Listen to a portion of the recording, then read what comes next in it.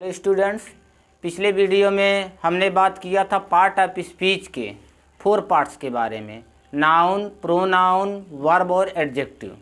इन चारों की आपको डिटेल में जानकारी दी गई थी। अब इस वीडियो में आपको पार्ट ऑफ स्पीच के सेकंड पार्ट में एडवर्ब, प्रीपोजिशन, कंजक्शन और इंटरजेक्शन के बारे में बताया जाएगा कि होते क्या हैं, इसे कहा कैसे जाता है, इसे आप पहचानेंगे कैसे, इसे आप देखते हैं। देखिए एडवर्ब। एडवर्ब क्या है? What is adverb? What do you mean by adverb? Adverb किसे कहते हैं? एडवर्ब मीन्स होता है क्रिया विशेषण। An adverb describes a verb, an adjective or another adverb.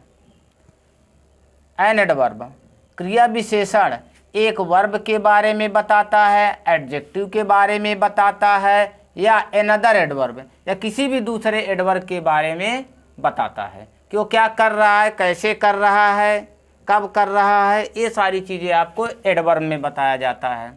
ठीक है, ये एडवर्ब होते क्या हैं? एग्जाम्पल देखिए, जैसे slowly, easily, very, always, etc. इसी तरीके से जैसे कहा जाता है ना, ही वॉक्स स्लोली, वहाँ धीरे धीरे चलता है। कैसे चलता है? धीरे धीरे चलता है। तो स्लोली आपका क्या हो जाएगा?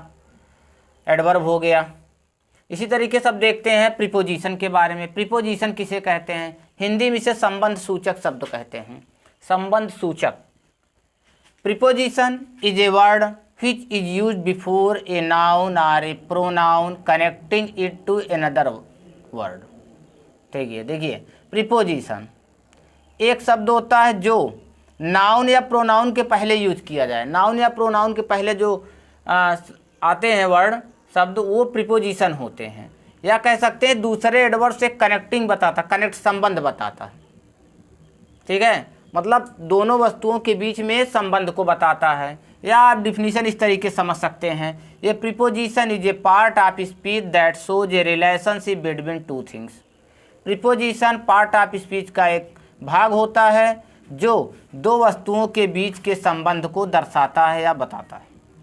ठीक है, दो वस्तुओं का मतलब कौन सी वस्तु कहाँ पर है, ये चीज़ें आपको प्रीपोजिशन में बताई जाती है।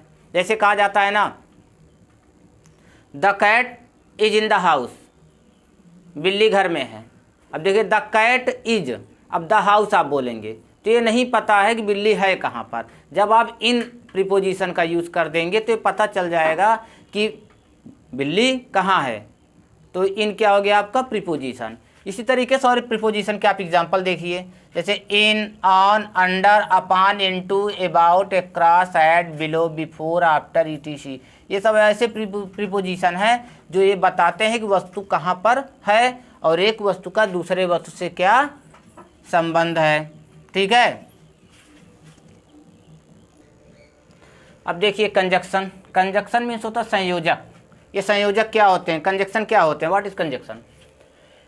A conjunction is used to join words, group of words or sentence। Conjunction ये शब्द या शब्दों का समूह या वाक्यों के समूह को जोड़ने में प्रयोग किया जाता है। या यूँ कहें तो कंजक्शन वह शब्द होता है जो दो वाक्यों, दो शब्दों या सेंटेंस को जोड़ने का कार्य करता हो, वो कंजक्शन कहलाता है। देखिए एग्जाम्पल में, जैसे Riya and Priya are good friends. तो रिया और प्रिया को कौन ऐड कर रहा है, जोड़ रहा है? एंड, बीच में एंड आ गया ना, तो एंड क्या हो गया आपका? कंजक्शन हो गया। ठीक है, इसमें देखिए he is poor but he is honest, वहाँ गरीब है लेकिन वहाँ ईमानदार है।